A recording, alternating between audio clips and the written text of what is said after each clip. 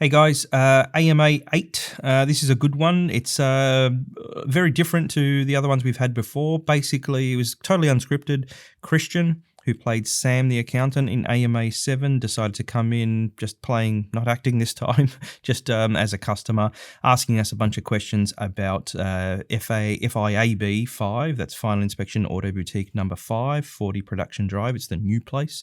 And walking through the workshop and the clean room and the cafe, etc., and asking us questions about just how we built it, and basically just letting me talk. I had more coffee than I usually have, very talkative, and we collected 2 hours of footage that we've edited down to 30 minutes. Still pretty long, but I really think you'll enjoy it. I really hope you do. I can see it appears that you're liking the AMAs. We're going to go back to a more simple one for AMA 9, but AMA 8, I walk through the workshop, shows you what we've been doing for the last 2 years and what we were doing for almost 18 months of lockdowns.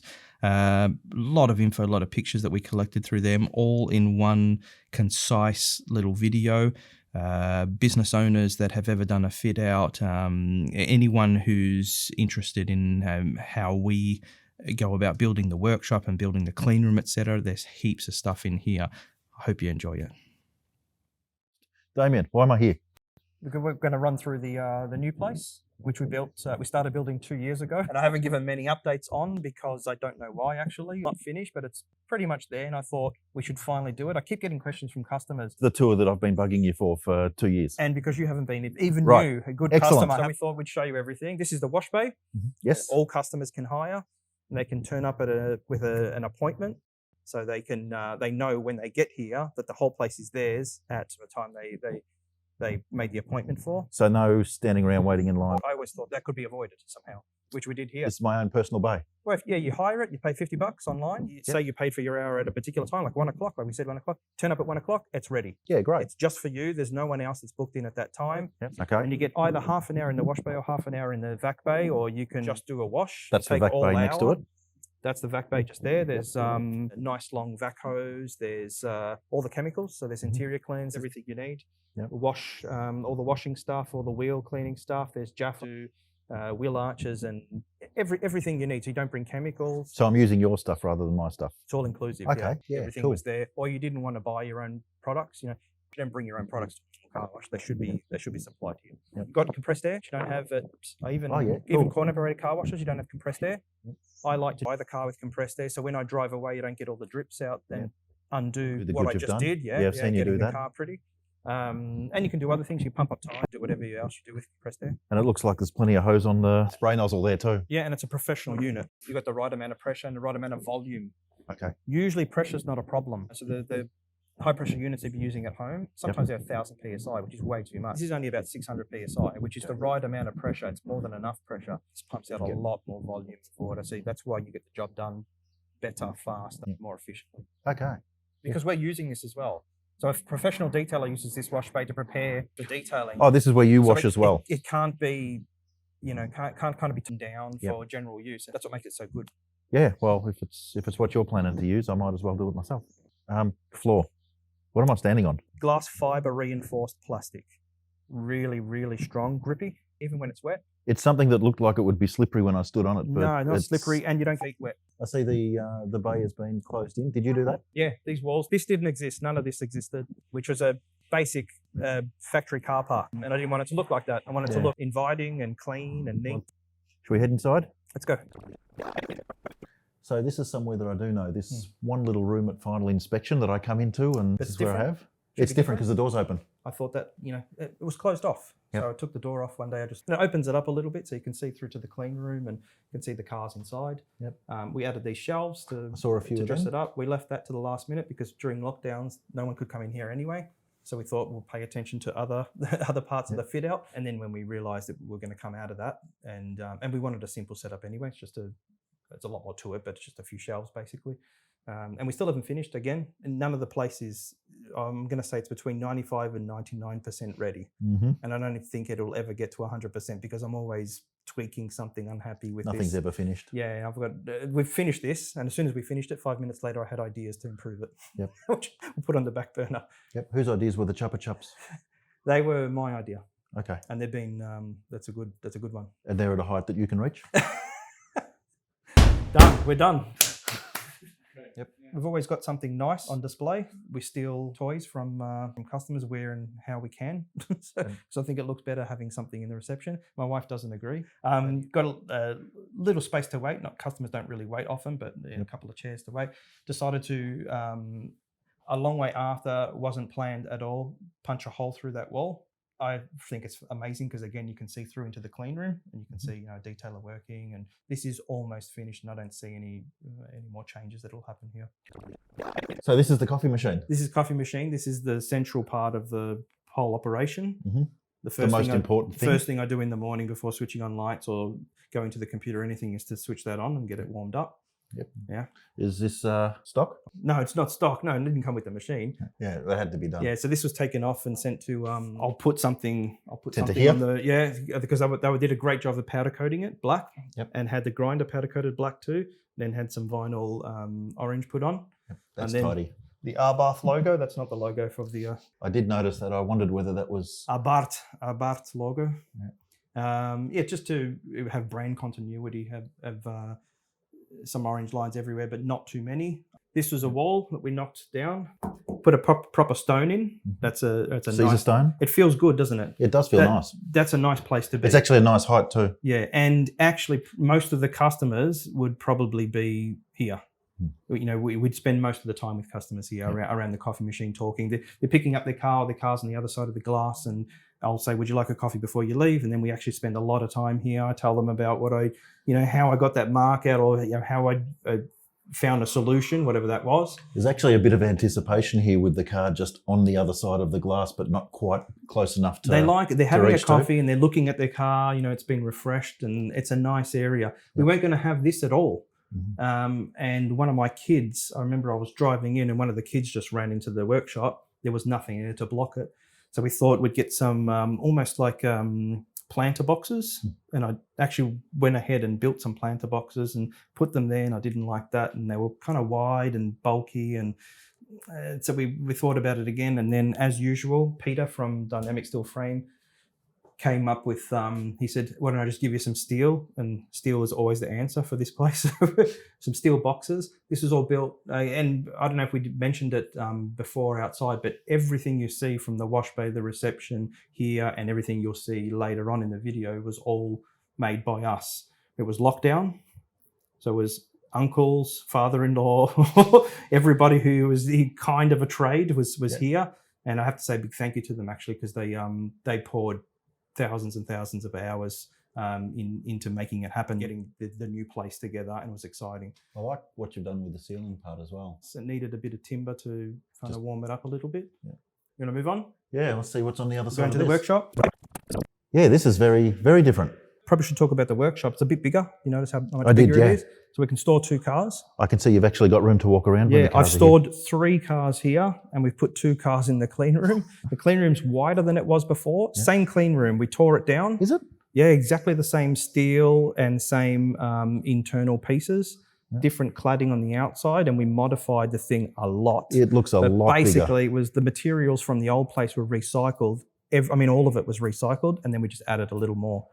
Yeah. Which I thought was pretty cool. We didn't have to throw out most of it. We threw out the old lights. Remember, it had the lights that were going around, which we thought was cool at the time and was better than what we had before that. But this is better again, and when we get in there, I'll explain why. But yeah, a little bit wider, so there's a little bit more room, and matte black. And straight into this one rather than around a corner. Didn't have to turn a corner, which is tricky with some cars. Yeah. You don't think about it until you're driving a race car and it's got some slippery stuff on the tire, and you turn and you're just understeering into whatever, a wall or something. That's scary and it's not your car. This one I made it so it's a little bit safer. You can fit the lowest of low cars in there without any issues. The driveway's pretty low too, so you can get in and out easily without any issues. But basically more space and a better layout. So it's just a big concrete box when we got here. And that was good because then we could say, okay, where do we put the clean room? Where's the best place for it? How's the layout going to be? And we knew that we needed to store cars from time to time. You've got a car that's done. You can't put it outside because it'll get dirty. That's a problem detailers have. Mechanics can put a car outside and then bring it in at night, but we can't do that. It has to stay inside after the job's done because it has to stay clean, right?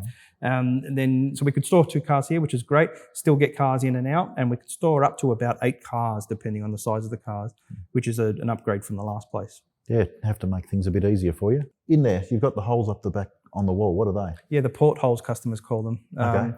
They're 4 fans that blow. It looks like they'd be extraction fans, like they'd suck air out, but they're actually blowing air in. Okay. It makes positive discharge when the doors are closed and the room's sealed. And then you can see the flaps on the bottom of the door. Yep. Out of those flaps on the bottom of the door, you'd get dust coming out because the room's got positive, it's pressurized essentially. I thought matte black's going to be great for paint correction, so let's just do it. And it's been beneficial, hugely beneficial for that. Except I thought 8 hours a day in a matte black room is going to drive me stir crazy, but it doesn't. I think it's got enough gloss white, or I don't know what it is, but we've got it actually. It's a really, really nice place to be. It's always 18 degrees in there, which for some people would be too cold, but I like it. I like it to be crisp. Remember, you're moving, you're working, you're constantly moving around, so that's actually really nice. And you've got headphones and you've got everything that you need there. And I put a coffee or and water and things in there. And I can easily I have spent for nearly 2 years, 8 hours a day in there. It's comfy. You've got various lighting in there as well. Yeah, so that's just to look cool and give you some area light. So right now we wouldn't use the same lights that we use for paint correction because it's horrible hard light. We've got another video about this, which we'll put in the bottom. There's lighting for paint correction, and then there's general area light. So when a customer comes to collect a car, this is the light we have on. So this is genuinely pleasant. It's pleasant to be in here, isn't it? Yeah, it's nice. When you have the hard, tiny, bright, hard light that you use to highlight imperfections, that's really not nice to look at. But that's what I use for paint correction. This is what we use just for parking the car in here, presenting the car to the customer, which we actually don't do often because the clean room's not really for presenting a car to a customer in. This is not the best place for it. It's usually out there or outside in the sun or wherever we think is best. But sometimes it might be here, and some customers like picking up their car from the clean room and having a look at it in this light. And normally I would say that's the worst light for detailing, which it is because it doesn't show you imperfections, and that's what this room is here to show imperfections, and that won't do that because it's nice, soft, diffused light. Yep, plenty of power points all around the place. Yeah, no muck around with power. Yeah. So you can keep the leads short, you're not tripping over leads and making it a nicer place to work in. Yeah. I've done it enough now. 25 years is long enough to know how much power you need, where you need the power, not too low to the ground, up above a little bit. That makes a difference. I won't go into it too much, but where they're placed, how they're placed. I like short extension cords, and sometimes don't use extension cords at all. Plug the buff straight in there, work on the door, pull it out, plug it over there, work on the rear bar, etc. Yeah, and everything's in handy reach on this side? Yeah, everything here is basic. It is more than enough, actually. There's more than enough storage. That's all storage. Buffs are stored in here. Got 3 massive toolboxes and had to order them in black, of course, so we could keep most of the reflections down. So everything is matte black with the exception of some things, so it's just not this black hole. And you'd be surprised, you actually don't see that bench or any of the other shiny white things in the reflection of the car. Okay. We made a few modifications to this over the last 2 years. It wasn't always like this, but we've got it to the point now where that we're pretty much done with the clean room. It's almost finished. It's actually weirdly soothing in here with the lack of reflections. It's nice, isn't it? If I told you were in a matte black box that had, you'd think you'd feel strange. You'd think nice. It sounds like a horrible, horrible place to be, but the acoustics aren't even that bad. Yeah, I mean, I can hear you, but apart from that, the noise is nice. It's a really nice place to be with a bit of music and a car and a buff and a bit of coffee or something, whatever you like. And no distraction. Yeah, I'm usually listening to a podcast or whatever it is, and time goes quicker than it did in the last clean room. It's nicer. It's a nicer place to be. Yep, and you're not going to be tripping over yourself in here. It is surprisingly bigger as well. We've got 2 years of wear and tear on the floor, so this will have to be done again. What's the floor done out of? Floor, we made a mistake, big mistake, and we went out of. We contacted some mob that was recommended. It's probably the only mistake I made in the place. I trusted that they would recommend the right product, and it didn't last very long. I'm not very happy with it. We're not sure what to do next. Perhaps a customer has an idea on what to do. Don't really want epoxy. I'm not sure. We had vinyl in the last place. I might actually go back to that. That was good. This peeled up in a few days. That was a mistake. You can't win everything. Everything else went really well, actually. Went to plan, yeah. And this was the only thing that didn't work. But floor's really important, because to paint the floor, we basically have to shut down for a week, and that's why we haven't done it. You can't drive cars on it for a few days. So when we do it, we're closed for a week. There's no operating. We have to kind of pick the right time to. The sort of thing you want to do once and do it properly. Yeah, and I want to have a really good think about it. Yeah, the next time I do it will hopefully be the last time. Yep. I have absolutely no idea what this stuff is. Yeah, most people wouldn't. But yeah, this is our small lab. It's very small. But when we would have a chemist come to visit us and we do an update, or we've got a problem, very rare that we have a problem. Usually it's we're working on an update, or we're mixing something up ourselves, which is something I do way too much of. I wonder what this will be like. Yep. This is where I spend a bit of time. If I've got some spare time and I've got an idea, and this is where you smelt the new fragrance, the coffee. I can smell that in there, which will be released soon. That was made here kind of accidentally. It took 2 years to try and kind of get it to work, and then almost by accident we got it close to what the release formula will be. Yep. But yeah, a lot of time spent here just doing stuff that you would do, when you're doing R&D on chemicals. Okay. So as much as I've got no questions about what goes on in a lab, you make everything yourself, don't you? Yeah, everything. You come up with it yourself. It's all your the product. final inspection products are manufactured here, except for like our machines put together here from imported parts. Nanofiber comes from Korea, but yeah, all the chemicals are here, designed here, made here. And we think that's the benefit, because we can essentially talk to a detailer in-house and say, don't like this, this is flushing off too fast, this is doing this, this is doing that, how can we tweak it to work better? And we think our chemicals are better because we have a detailer right there, to talk to, a professional detailer who ends up designing the product. So when you use the product, you say, wow, this is great. That's because a professional detailer designed it, not a marketing company, or, it wasn't, it was something that was rebranded, that was meant for a kitchen. Okay. I'm going to assume that means that it's more consistent for you when you're using the product as well. You don't find it works differently. Yeah, you'd know from years of buying our products. Yeah, how many optimizations have we had? It's just constant. Oh, mate, the number of bottles that I've got that have got this much product in it because I wanted to get the new revision of it. Yeah. Because I know that it's just that little bit better. And because they're consumables and you go through them fast, that's actually not a bad thing. I don't like when products are revised too often, because I've got the old product, and it's an electronic thing that costs too much, and I can't revise it. I haven't got the finances to revise that product that often. But because it's a consumable and you're going to be out of it anyway, when you go and buy the new version, or you go and buy your replacement or refill or whatever, chances are you'll be getting an updated product, an improved product. Yeah. Yep. Because we're constantly working on doing that. So, I only noticed recently, it would be last 12, 18 months. I've been buying your product for, I don't know. 15 years. Yeah, 10, 15 years. Yeah, 2007, 8. Yeah, your guess is as good as mine. Yeah, it was. I'm older than I think I am now. Brunswick was 2007. I was at Brunswick, yeah. 15 years. Well, I only noticed just recently, underneath on the label, there's actually a version number on there in black, on the black, hidden away. And I just had the light catch it at just the right angle. It doesn't need to be prominent what version that but we put it there. So it is there. And there's some Easter eggs. Have you noticed Easter eggs? Oh, I haven't noticed any of it. If you look at the label closely under the right light, there's some funny stuff hidden there. Yeah, okay. Yeah, every label has something hidden there to find. So this is the bit where you've got everyone looking at their bottles. Yeah, we're going to be pausing the video, go down, checking all of the bottles. So what's the story with all these stickers? They're all the labels for our products. And for instance, you've got lube here. That's lube 500 ml, and that's lube 1 litre label. And you have to have a run of labels. You have to make a whole run of labels per product and per size. So that's when we order 5,000 lube 500 ml labels and 5,000 lube 1 litre label, and we've got 118 part numbers.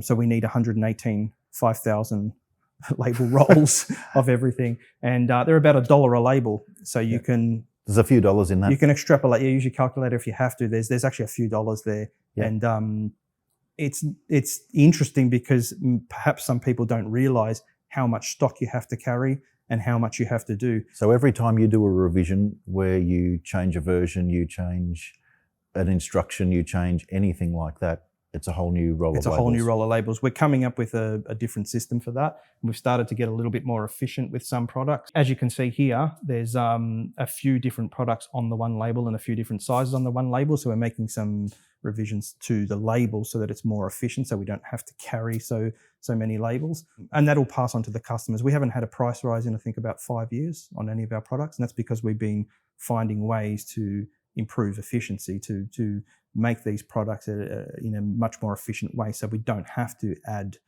or increase the price of the products. And you've got labels of different shapes and sizes, I can see as well. Yeah, depending on the container, on the package, there's a lot of thought that goes into how high it is, how long it is, whether it overlaps and sticks together. The actual product itself. So we came across a while ago a supplier who's become just a fantastic partner. And I know that people would understand that, but how important that is. You know, I said it cannot, I don't want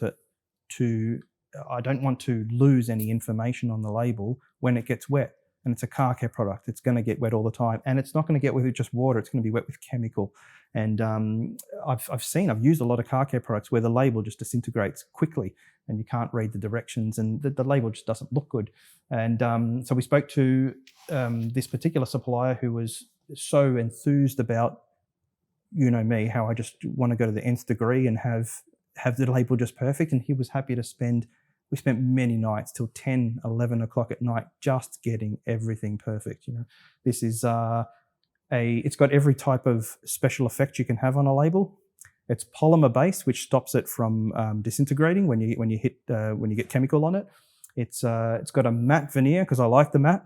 But if you have a look at the top and bottom, those bars at the top and bottom that set the label are gloss. The orange is gloss. It's a Pantone color, but the black is CMYK. The product name here is in foil. It's the only part that's in foil. Then you've just got plain white for the QR code, which links to the video on how to use the product. I thought that was pretty neat and something that no one had done before. We've had a few manufacturers copy us there. You've also got a little bit of information about the refills. Again, a lot of manufacturers at the time, once you bought your product and you ran out of it, you bought the same product again. You didn't refill it, which I thought was silly. It should have been, you should buy a refill, right, and keep the original package. That enables you to make the package better too. That package can be better and last longer because it's going to be refilled and reused. So you haven't got a cheap, crappy package that's not nice to use. You've got a nice trigger and a nice bottle because you're going to reuse them. It's okay to spend a little more on making a better package because you're going to refill it. It's not an inefficient way of doing things. It's not a disposable bottle that you've got. That's right. And same with the label. So you'd refill the trigger and that label would have to allow for refills. It would have to last. So the label had to be even better again. It wasn't going to last that one bottle. It had to be refilled and refilled and refilled and refilled. So the labels had to be top quality. And that was finding the right guy who wanted to listen to me and say, this is not right, that font's not right, move this, do that over and over again for months on end. He was happy to do that. And it's my point is the partners that we work with are just as enthused and about getting the quality of absolutely everything right. And I'm tipping then that with this number of labels here, every bottle that's in my garage, you've stuck the label on. No, the label goes through we did stick them on by hand for a while, probably longer than we needed to. Then we found a labeling machine. So no, that's automated. Okay, but it's something you have to do. It's not something that bottles don't come in pre-labeled. They're all... No, because we are the manufacturer of everything, including the bottle. Okay, tell me about your 500ml squat bottle is designed by Final Inspection and made by us. I mean, it's made by a injection mold, a blow molder, but that's our bottle. Okay. How long have you made your own bottle for? How long have you made your own bottle? A good while now, about 10 years. Okay. For about 10 years. If you've got the new style, the current style squat bottle, if that's what you've got, that's our bottle. Okay, so anything that's in the square-edged bottles? Actually, you'll know because if you turn the bottle upside down, you'll see finalinspection.com.au embossed into the plastic on the bottom. Okay, and this is the bit where I'm going to go back down now and check the bottom of my bottles. Yeah. And again, they're designed like that because a professional detailer said, Don't make the bottle tall and skinny and have it topple top heavy. over easier. Make it small and squat so that it doesn't roll down the driveway, because that detailer who designed that bottle to design the car, he worked in driveways as a mobile detailer, and he continues to work on cars and knows what happens when you have packaging that's not designed for detailers. It's designed for anybody and everything. Most car care product manufacturers, not the big ones, but the small boutique operators like us, will be buying bottles off a bottle company and then filling them with chemical. We're the only one, as far as I can tell, that have designed and manufactured the bottles for our specific use. And you've designed the trigger as well? And the trigger as well, yeah. Because that's a nice feeling trigger on that. The orange trigger. If it's the orange trigger, that's a final inspection product. Yep. Yeah. I noticed when they changed, how long would that be? 6, 7 years? No, more, about 10 years ago. Okay. Yeah. When I was much younger than I think I am, they just felt nice in my hand to use. Yeah, except for the Canyon trigger. We buy that off Canyon black trigger that we use, and then there's a swan neck trigger, and they're all amazing quality. Again, because they have to be refilled, and they put up, the details are tough on those things. They throw them around, they drop them, they hang them off their pants, and you put the trigger, the bit that you pull of that trigger, detailers put in their pants and walk around with bottles. It's a hook. It's not meant to be a hook, but yeah, they hang them up on a bath rail type of thing. Yeah, it's not meant to be a hook, but it's a hook. Yeah, they get mistreated, so they have to put up with a lot. Okay, so stock on hand, I presume? This is just a little bit of the stock to fulfill online store orders. So if you place an order with us, sometimes a lease, sometimes I'll come down here sometimes and there's some orders there, and pick and pack your orders and give them to the couriers that arrive once, sometimes twice a day. It does good things for me to see everything nicely lined up and in line and even though customers don't see it. Though customers don't see it. Yeah, sometimes it'll be more full, sometimes it'll be empty. Like this is kind of a bit sparse because probably been a bit busy, or she hasn't had the time to fill it up. But anyway, that's the limited amount of stock we keep just specifically for online store orders. If you come into the physical store, it's at the front in the drawers at the in the reception, and this is for fulfilling online store orders. So this is where your orders are packed. Washing machines. How many cloths do you actually use in this place? Heaps. Hundreds, thousands? Well, yeah, just there's a couple of hundred, yeah. I'm not saying it's right, but I'm one of those detailers. As soon as the cloth is a little loaded or a little dirty, a clean one. Yep. Yeah. And we do go through a lot. We're washing cars, detailing cars. So we wash them regularly. And so this is the laundry where all that will be done. And I think you've got a video on how to do that? We do. Yep. Maybe even 2. Maybe. Are they here? We'll put them down here. Yep. Yeah. So above the clean room, you've got up there the clean loft. What's up there? That's our studio, and I'm stealing that clean loft name. That's where a purpose-built area for doing basically these kind of things. So when we did our AMA number 7, talk about the nanofibers, we did a little cold open skit there. We did it in the office. Yep. That would soon, when the studio's finished, that will be done in there. That was when you got your visit from Sam CPA? Yes, Sam CPA, yeah. That guy, he was a star. He hasn't responded to me yet. He was a good bloke. I hope he's taken it well. We hope so. The portrayal of him. So I always wanted an area because, well, you would understand, you see how much stuff is there just for a simple talk over a desk. You've got a lot of equipment. So I always wanted a big area. And then because of audio, you want it to be you want something fit for purpose. So I wanted a studio, but I thought, well, that's a dream, having a studio just for some little YouTube vids. But we've done a few hundred of them. So I think it's kind of justified to have a purpose-built area. And since we had built the clean room and we could put it above it, and it really wasn't that, it's a lot of work, but it wasn't that much work. So we could have a space that we could use and set up purposely for making these kind of videos, which I think give customers a lot of value add. Are you, as a customer, do you appreciate the videos? Are they useful? Yeah, the use of the videos for me, I think I've mentioned to you before, I watch the videos over and over and over again. And when I go to actually wash the car, I'll be going to use a product and just put the video on. The QR codes are fantastic. Just to put the video on to make sure that, that's right, I've got to do it this way and this amount of time and everything like that. And that's why we go through the effort, and that's why I think that would be really, really a really useful upgrade. It'll allow us to make videos more efficiently because we just run up there and everything's set up there. I just love having it, and I can't wait till it's finished and we can use it. And it was a dream because, my own studio so I didn't have to keep setting up and packing down stuff in front of the clean room every night. We wanted to make a video that will allow us basically just to make more videos more often and probably better quality.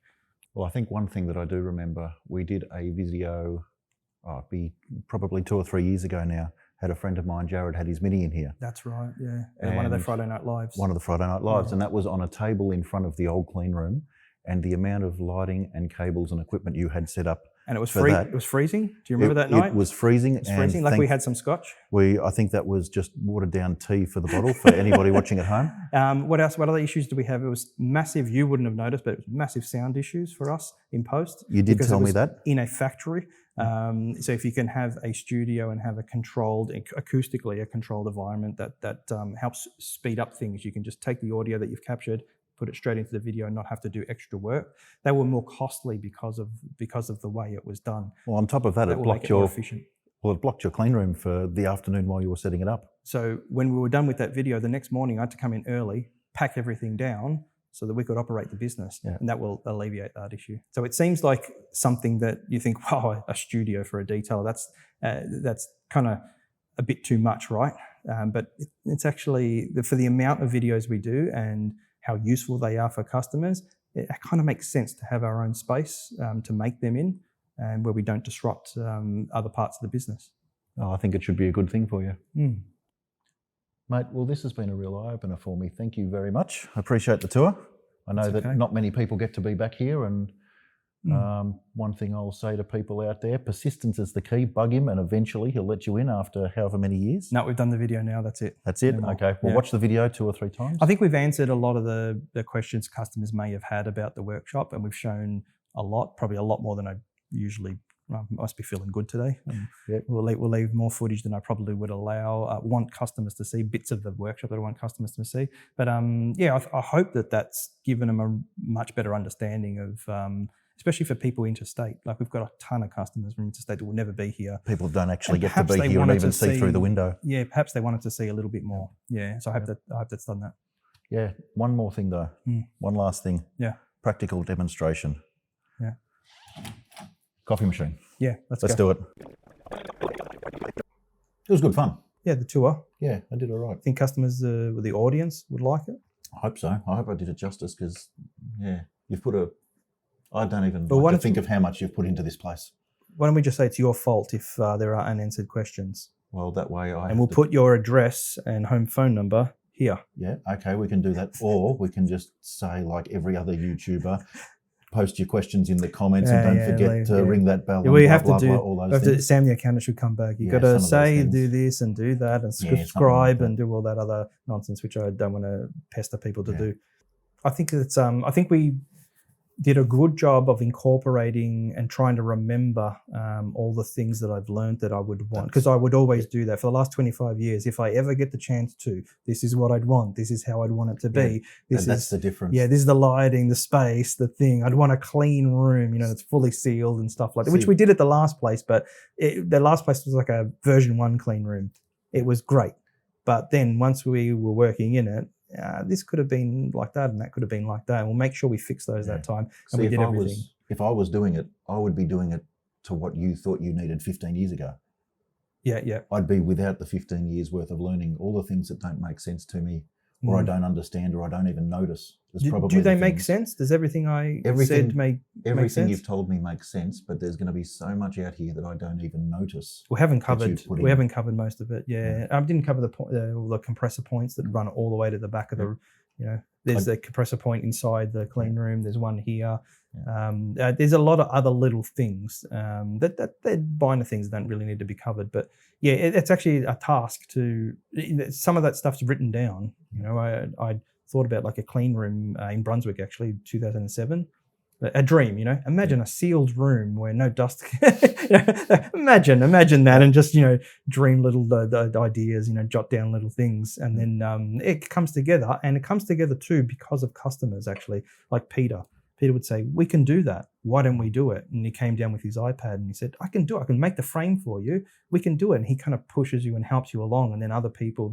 It's actually getting a place like this together. Actually, we relied on more customers than I probably first thought. You get to know customers like that. You have your coffee, and you become a little bit more than just, you don't just buy something and you leave. I know the customer's name. I know where they live. I know their kids. I've seen them.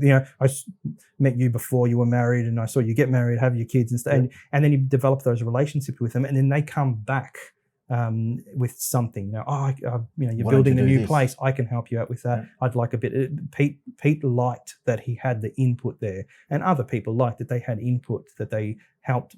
There's a little bit of them in that. It's just, I think it's one of those things that people like associating with people with a passion, and if they can help move that on, they want to be a part of it. Correct. It's not just for him, I can do steel so I can build you a room. It's, I can do steel. I want to build you the room that you want, because I know that it's going to be more than a room for you. Yeah. The clean room's not a room. I honestly thought that he'd say, that's a wacky idea or something like that. And that's being disrespectful to Pete, because that's not what he said. He's like, that's a great idea. Let's do that. Let's make it happen. I'm on my way down. Let's draw it up. And sometimes we do that a lot, and it never comes to fruition because it's unjustifiable, undoable, it's beyond dreaming or whatever, or the financial side of it or whatever it is. How many videos have you done before you've built yourself a studio? 300, 400 videos or something? Too many. Yeah. Did it the hard way for too long. And now we can finally do it a lot easier. But it's going to come in handy soon. Yep. Hopefully you can come back for one of those. Well, it's very impressive. You can come back for a video up there. When it all comes together, I'd be happy to be up there. Mm. Yeah, I'd hate to think how much this place actually cost you to put in, but yeah, really impressive. Even the stuff that I didn't know was in here. But it's significant, but if it's worth doing, it's worth doing well. Yeah. Who said that? Said what? If it's worth doing, it's worth doing well. Who said that? You did. No, who said it the first time? You did. You said it both times.